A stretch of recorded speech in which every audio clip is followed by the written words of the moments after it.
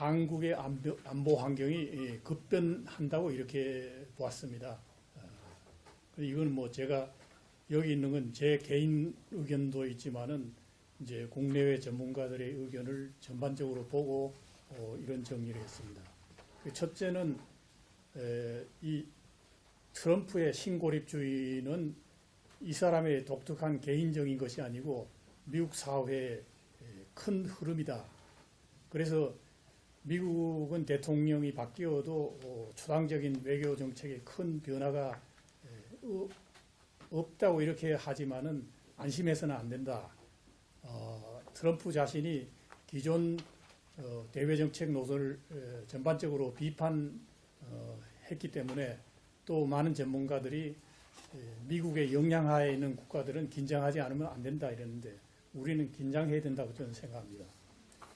미국은 그 세계적으로 정치, 경제, 군사적인 면에서 압도적인 영향력을 행사해온 나라이기 때문에 어떤 대외 정책의 변화는 국제 질서 전반에 상당한 파장을 미친다. 특히 트럼프의 이 외교 정책은 세계 안보 환경과 통상 환경에 상당한 그 불확실성을 가져와서 여기에 어떤 위험이 없지 않다. 그는 비즈니스 시각에서 외교 정책을 인식하기 때문에 앞으로 미국의 대외 관계가 거래 성격을 띨 가능성이 많다 하는 것과 그 다음에 미국이 세계 경찰 역할을 해왔는데 이 세계 경찰 역할을 말하자면 상당히 축소하게 된다. 소극적으로 임하게 된다. 이것은 무엇을 의미하느냐 하면은 지역 차원에서 또 새로운 경찰이 나타나려고 한다. 여기에서 이제 여러 가지 충돌과 혼란이 올 수가 있다. 그래서 트럼프의 고립주의적인 대외 정책은 그만의 독특한 것이 아니라 미국의 여론을 반영한 것이다. 퓨 리서치 센터가 지난 5월에 여론 조사를 실시했는데 차기 대통령이 집중해야 할 분야로 70%가 국내 정책을 꼽았고 대외 정책을 중시해야 된다는 사람은 17%에 불과했습니다. 그 미국이 이라크 아프간 전쟁에 따른 그 막대한 군사비 지출로 이 막대한 재정 적자, 천문학적 규모의 국가 부채에 시달리면서 해외 분쟁에 개입하기보다는 국내 문제 해결에 주력해야 된다 하는 이것이 그 미국 사회의 여론 전환을 가져왔습니다.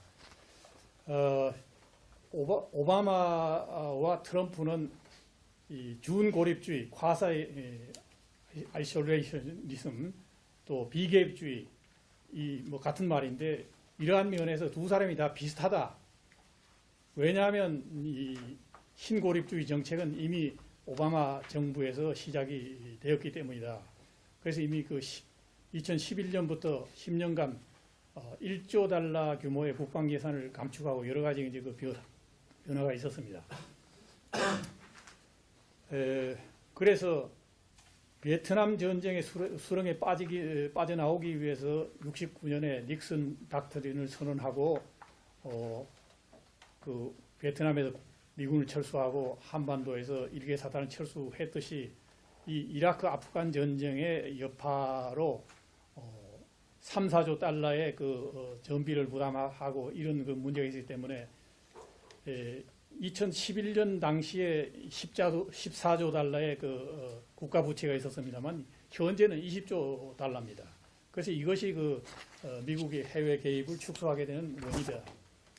그러면 미국이 국제적 역할을 축소하게 된다면 어떻게 될 건가? 저는 러시아와 중국의 영향력이 확대될 것이다.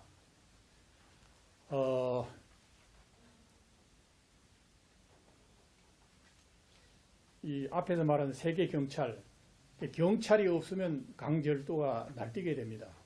마찬가지로 이 국제사회에서 세계 정부라는 게 없기 때문에 초강대국이 경찰 역할을 하고 질서를 유지하는데 만약 초강대국이 여기에서 소극적이게 되면은 강한 나라들이 이웃 나라를 위협하고 여기서 여러 가지 그 문제가 생긴다. 그래서 트럼프와 푸틴 두 사람은 양국 관계 개선을 다짐하고 있지만은 저는 그렇게 쉽게 그렇게 되지 않을 것이다. 이렇게 보고 있습니다. 왜냐하면 이미 트럼프 이전에 푸틴이 러시아를 위대하고 강력한 러시아의 재건을 내걸고 그러한 노력을 해왔습니다. 그래서 이 지금 러시아의 주변 국가들이 그 EU와 나토에 합류하기 위해서 노력을 하는데 우크라이나라든가 조지아라든가 이런 나라가 이제 러시아의 위협을 받아가 여러 가지 문제가 생겼습니다만은 이 러시아에 인접한 나라들이 왜 EU에 들어오려 하느냐? 러시아의 영향을 받으면 경제가 여러 가지로 살아나질 않아요. 그러니까 EU에 들어오려고 하는데 그런데 러시아가 위협을 하거든요. 그러니까 나토까지 들어가서 이제 이것을 벗어나려고 하기 때문에 그래서 유럽과 동유럽과 중앙아시아에서 사실은 그 러시아와 나토 내지 미국이 상당히 그 대립해 왔습니다. 그래서 만약에 트럼프의 외교노선이 현실화된다면 푸틴에게는 굉장히 그 좋은 기회가 된다.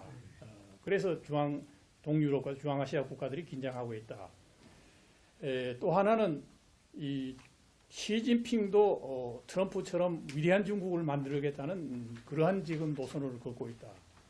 그렇기 때문에 마찬가지로 중국과 미국이 어떤 면에서 또 충돌하는 그런 양상으로 나갈 수밖에 없다. 이런 상황에서 아베가 열심히 뛰는 것은 사실은 아베가 굉장히 그 일본이 어떤 위기에 도달했다. 그래서 그는 일본을 정상국가로 만들겠다고 이렇게 했지만은 이런 기회에 정상국가를 만들어보자. 군사력을 키우고 중국과 대결해보자. 그래서 이렇게 되면은 결국 동북아에서 중국과 일본이 패권 경쟁을 하게 되면은 한국이 처한 전략 환경은 더욱 복잡해질 수 있다. 그래서 저는 이제 뭐냐, 우린 자주국방을 별로 안 했다. 이제 그 준비를 안 했다. 세계가 뭐 진작부터 변했지만 세계는 지금 변하고 있고 앞으로는 더 변할 거다. 그런데 이 자주국방이라는 것은 상당한 그 기간에 걸쳐서 일관성 있고 집중적인 그런 노력이 필요한데 우리는 사실 그런 준비가 안 돼 있다 하는 얘기입니다. 그래서 이 전시작전권 전환이 언제 이루어질 건지 모르지만 저는 빨리 이루어질 수도 있다 이렇게 생각을 하는 겁니다. 왜냐하면 트럼프가 나토까지도 그 효용성을 상당히 의심하고 있는데 한국에 대해서도 한국에 뭐 군사력을 둘 필요가 뭐 있냐, 그러니까 한국이 책임져라 이런 면에서 전시작전권 전환을 서두를 가능성이 있다. 그래서 우리는 자주국방 체제를 구축하는 것이 시급한데 이를 위해서는 안보 리더십이 굉장히 중요하다고 생각합니다.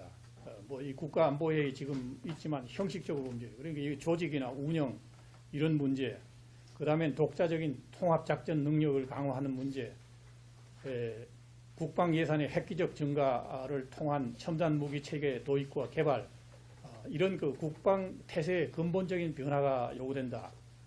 그래서 이를 위해서는 군 구조 개편이라든지 국방의 그 투자 우선순위 재검토 이런 것이 요구되고 또 중요한 것이 뭐냐면 자주국방에 대한 국민적 공감대 확산과 초당적 협력 이런 것이 절실하다. 국방이라는 것은 지금 우리 군에서는 군사적인 문제, 안보적인 문제만 이렇게 초점을 이제 두고 있는데 사실은 이 안보 외적 조건이 국방에 맞지 않으면 그 국방이 될 수가 없습니다. 우리의 외교 안보 정책은 오랫동안 근시안적이었다. 북한 문제 외에는 관심이 없었고 북한 위협에 대해서도 미국에 지나치게 의존함으로써 동맹국으로서 역할을 다하지 못했다고 보는 겁니다. 북한 문제는 고립된 문제가 아니고 동북아와 전 세계의 중요한 문제이기 때문에 우리의 전략적 시각이나 대책은 거시적이지 않으면 안 됩니다. 우리는 한반도를 넘어서는 전략 구상을 마련해야 합니다. 강대국들의 이익이 충돌하는 이슈들이 서로 어떻게 연관되어 있으며 한국의 역할은 무엇이고 한계는 무엇인가 깊은 성찰이 필요하고 또 한미동맹이 단순히 북한 위협에 대응하는 게 그칠 거 아니라 동아시아와 세계 차원에서 공동의 안보 이슈에 협력할 수 있을 때 동맹관계는 공고해질 수 있다고 보는 것입니다. 그래서 방위비 분담이 문제가 아니라 지역 안보와 국제 안보에 있어서 한국의 역할 분담을 확대하는 것이 필요하다.